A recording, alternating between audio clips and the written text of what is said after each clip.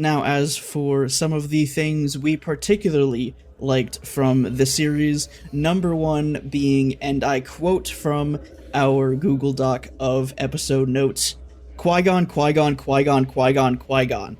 Yes, we finally got more live-action Qui-Gon Jinn content, and it was amazing. We got to see Liam Neeson reprise the role once again. We got to see him be a Force ghost, which opens up a whole plethora of new possibilities for the lore surrounding like the Force and what you can do after death and all of that cool stuff, and it was just wonderful. That was the absolute highlight of the entire series for me. As I said in our first few episode reviews, was, Obi-Wan kept mentioning Qui-Gon in almost every single episode. And I was like, he's gonna show up at some point, despite Liam Neeson constantly saying that he wasn't in it. He's gonna show up, and then of course we had to wait until literally the last 12 seconds of the series, but he finally did, and it was beautiful, and yes, I was crying the entire time. That is how happy it made me.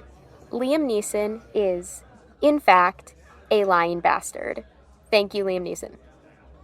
Well, also so is Ian McDiarmid. Because he has said on multiple accounts, he made a whole big deal about saying that he was absolutely not in the Kenobi series at Star Wars Celebration. Yet, in the final episode, we got an Emperor Palpatine hologram with Ian McDiarmid, and yes, it was beautiful as well.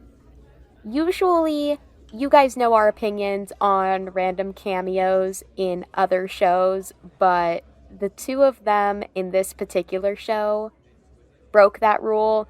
We were both crying the entire time Qui-Gon was on screen, and I was pretty shook to see Ian too. We were both very happy about that. I would absolutely consider the way they brought in old characters to be one of the highlights of the show, and it felt real. It felt like it should have been there. It was not forced whatsoever.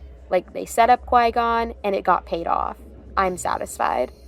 And also, the Emperor Palpatine cameo, it made sense. It didn't feel like it was forced or anything. It didn't feel like the Emperor just kind of showed up in Vader's castle and suddenly he took over the entire show from Vader or anything like that. Like, the cameos that they set up and they executed worked brilliantly. They flowed perfectly with the story, and that's the kind of fan service that we like to see, not just like ham-fisting different legacy characters into like every other episode of a show or anything like that.